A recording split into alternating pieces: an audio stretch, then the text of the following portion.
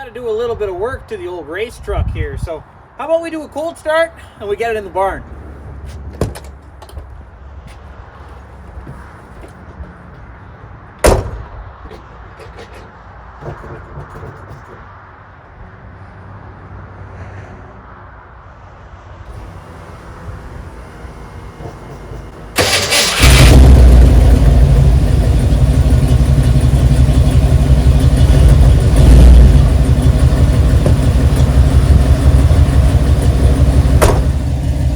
Oh yeah, nothing like a 460 big block waking up. And for all you guys that know, might seem redundant, but I'm going to tell you anyway, this little guy has headers back, and it's 3.5-inch true duals to Flowmaster original 40s, and it's 3.5-inch out true duals, so they don't mix together. Gives it quite a nice sound, not gonna lie.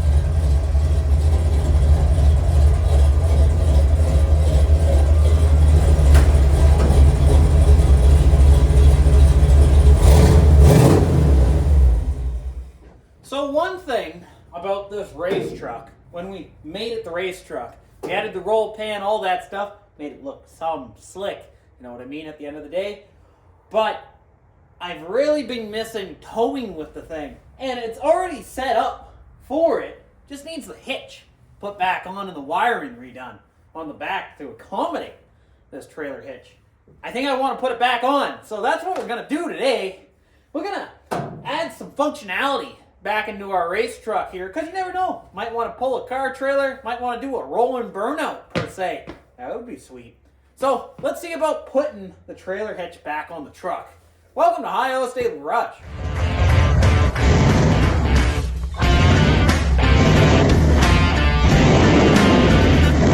So that's the trailer hitch that's going to be going on her. And since we did the roll pan, I'm not sure if the pan's going to be in the way. That's something I haven't accounted for yet. We're going to have to see on the fly, to tell you the honest truth. So I'm going to get under there, going to put it on my belly, push up on it, line it up with the holes, kind of where it was, and we're just going to see if it goes back in the same area that it was supposed to. It's easy as that, really, at the end of the day. So I'm going to put you guys here. Let's see if I have to notch the pan. I really hope that the pan's going to be fine. We never accounted for this. Either way, let's see what happens. All right, so we pretty much had this fella kind of sitting at the back of the shop for a long time. Let's see if it fits. I think it should go right back on. I don't think it's going to be in the way. Oh, man. Ooh. Oh, that wasn't smart. Chipped it. That's not good.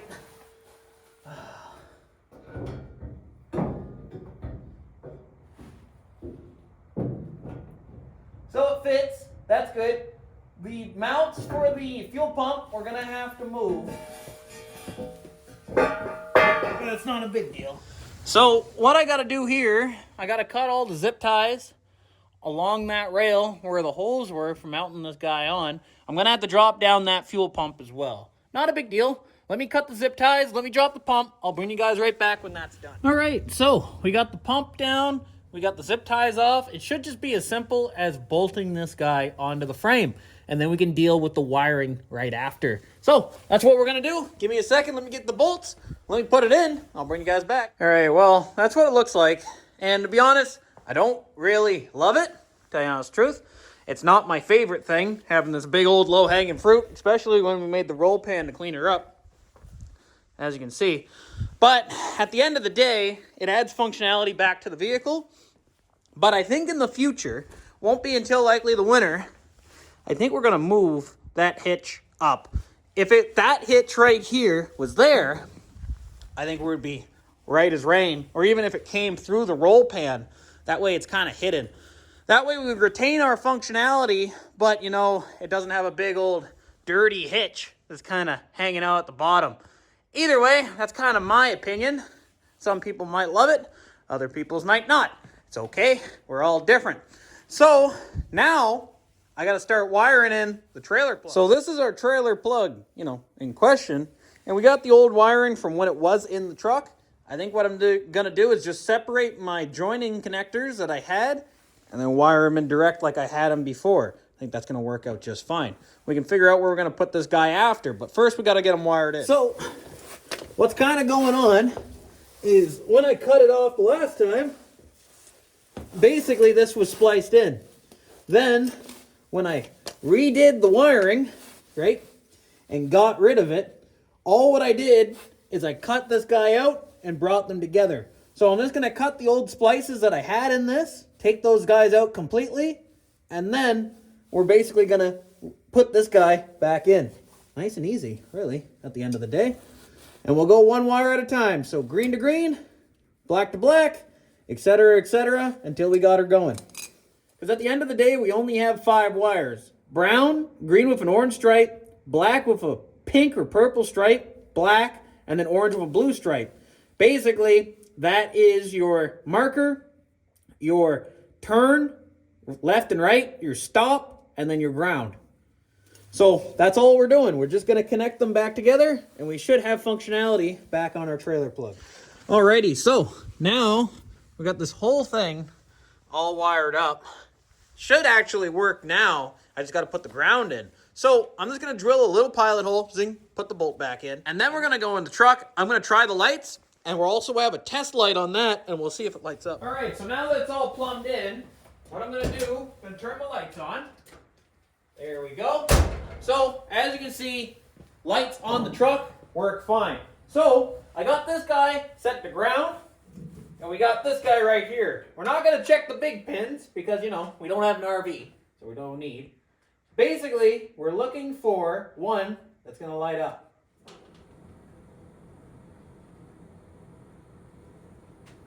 So there we go. We got our main power right here.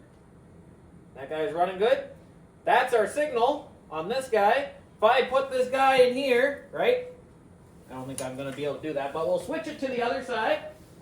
Should have signal on that side. We should now have signal on this side, and you'll see the light light up if we do. Okay, so there's something going on with my ground on this. Oh, there she goes. It was on my test light. So now, I should have signal on that side, which I do, and then this guy should be stopped. Let's see if I can put this up here.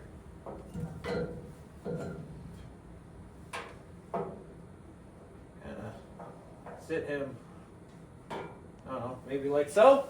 You guys should be able to see that. Oh yeah, there you go. So, when I hit the brakes, that should light up.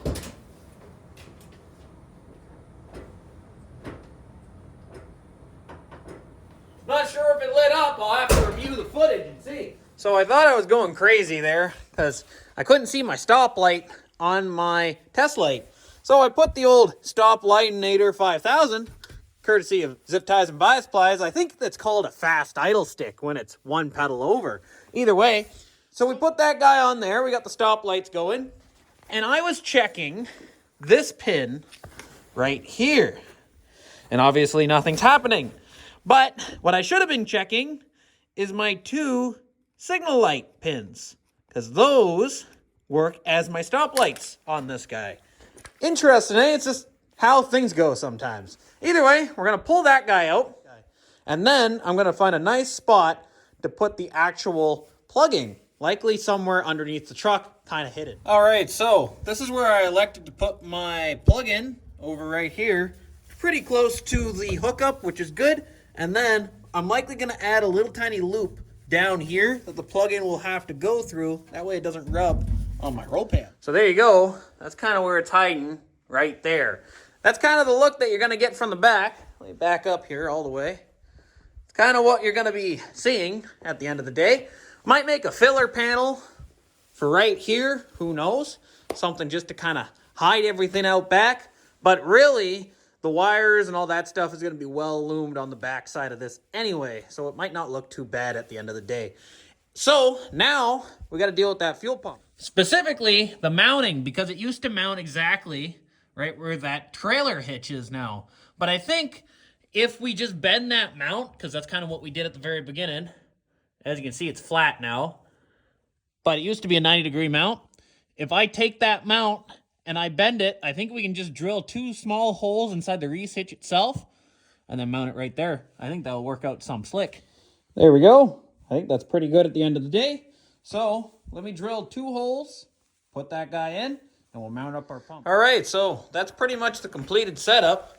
Got the light fixture over there. I got my fuel pump mounted to the actual hitch itself, as you can see. And then we got the whole thing loomed up so you can't see the wires, none of that.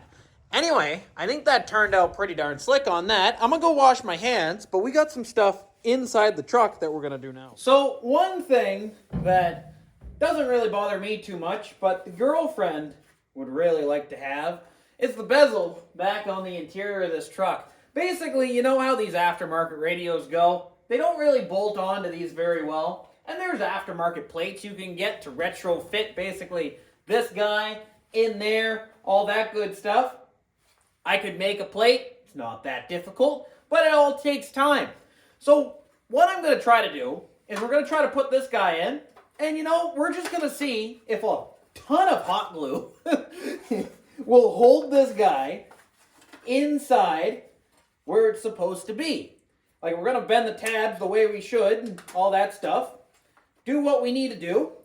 But then we're going to lay a ton of hot glue to the back. And if the hot glue works, well, now you guys know you don't have to make a big bracket. You don't have to spend a lot of time in order to do the same thing. If it doesn't work, well, we're going to have to make a bracket down the road. And down the road would be likely closer than not. Either way, I'm going to go turn the hot glue gun on, let that guy heat up, and then we're going to, you know, give it beads. Give it some. All right, so let's just kind of add some liberal amounts of hot glue. Oh, yeah. That should work just fine. I'm betting. It's hard to say if it's actually going to work, to tell you the honest truth. But I'm one to try almost anything if it means you'll get the same outcome for a lot less of the work. Because sometimes time is money. Might not seem like it on this channel, but, you know, sometimes it is. Now, I couldn't tell you the last time I used a hot glue gun other than today. It's been a while, not gonna lie. But you know what? That's okay. It brings us right back to our roots, you know? Arts and crafts, or scouts, or whatever you guys used to do. So now that we got the old hot glue all basically set and cured and all that good stuff. So now what we're gonna try to do is basically mount this guy up. I think it's gonna work out. Only one way to tell and one way to find out though. So see if we can slide this guy into his housing. Oh yeah, there we go. Nice and solid. That's exactly what we want. Okay. So in goes the antenna. Set that guy there. And then we'll pull the antenna again. How about that? And this guy goes in there. In goes the antenna. And boom, bada bing. That should be it, really. Now, we'll put our screws in. And I think that's all set. So that's gonna hold the radio in perfectly fine now. We're not gonna have to worry about it jumping around anymore. I think that's a lot better than fabricating up a bracket and a whole bunch of stuff like that, especially for you just want it to work and you want it to work right. There you go. That seems to work out pretty darn good. Well, there you go, fellas. That pretty much wraps up the install, really. Did a little bit of playing around in the radio, but the main thing was this trailer hitch. Now, you might be asking, what exactly do you want to tow that you don't want to just use old blue? And it's not that I don't want to use old blue, but I think the thing that we're moving tomorrow should have, you know, a nice finished truck pulling it. I think that's going to look out pretty darn sweet. But anyway, I'll see you guys in the morning because, you know, the adventure continues.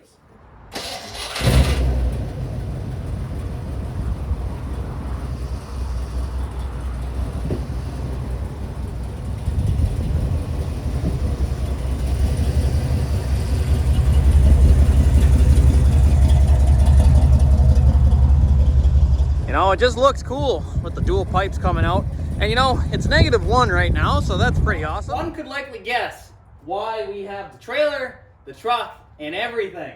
We're gonna hook onto this box here, and we're gonna take it to a new shop, new working shop, you know. Some things have been going on behind the scenes, basically, non-YouTube related. And this is a non-YouTube change for me, but that's why the box was here in the last couple videos, kind of an intermittent period. But either way, we're loading her up and we're bringing her to her new home. Again, still mine, but me just working at a new home.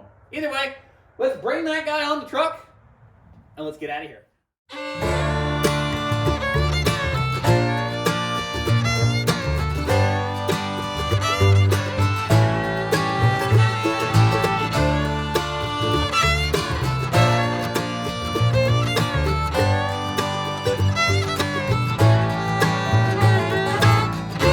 So after you secure your load, just a little tip on what exactly you got to do with you know, all this extra ratchet strap. Roll it up into a nice ball here. As you can see, imagine it's a fruit roll-up at the end of the day. There, and I brought you guys in nice and close. So what you want to do, leave yourself a good amount of slack. You're going to pull your ratchet strap through the hole of your donut. And then you're going to spread that loop over the donut, and then pull it, and there you go. Hold your ratchet straps all nice so they're not flopping around. You don't got to zip tie them, none of that. Well, there you go. I think it's pretty much on there. Only one way to really, you know, tell at the end of the day is to actually do the thing. But you can give it a good shake test everywhere. Doesn't want to go anywhere, so I think we're going to be fine. I don't think there's going to be an issue there. So what we're going to do, we're going to latch this guy up, and we're going to head out. Well, there you go. Isn't that a sight to behold? Yes, sir. And you know, I think we have to do a little bit of a send-off. Sayonara, box.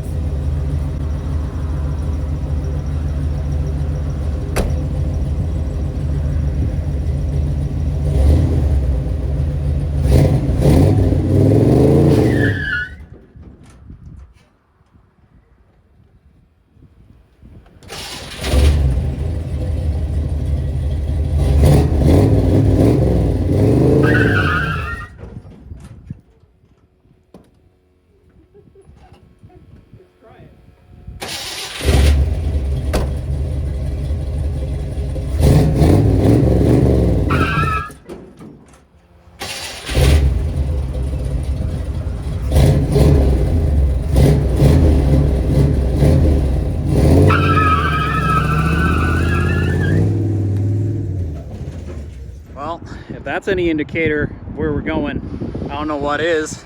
Toolbox is unloading in bay 2. I think we're doing pretty slick. Look at those bays. Yes, sir. And you know what? The old F150 really hauled that sucker pretty darn slick. Pretty darn good. No hiccups, no nothing. I think it's a good contender, and I think it you know, helped out. Funny enough, U-Haul doesn't have lights, but that's U-Haul's problem, not mine. But no, time to drag that little U-Haul carcass back to where I got it. Well, there you go, guys. The start of a new adventure, all courtesy of the F150. Pretty much everything around here revolves on the back or gets carried on the back of a bullnose Ford. As for towing, I was kind of interested to see how it would actually tow now that it's shortened, it weighs a lot less, all that stuff. No issue. Didn't really feel the trailer, didn't make it sway, nothing like that. The toolbox in question is around 4,500 pounds with the tools that are in it, but it handled it like a dream. That big block forward, you just can't stop it. I hope you guys enjoyed this video, and I'll catch you guys in the next one really, really soon. All right, see ya.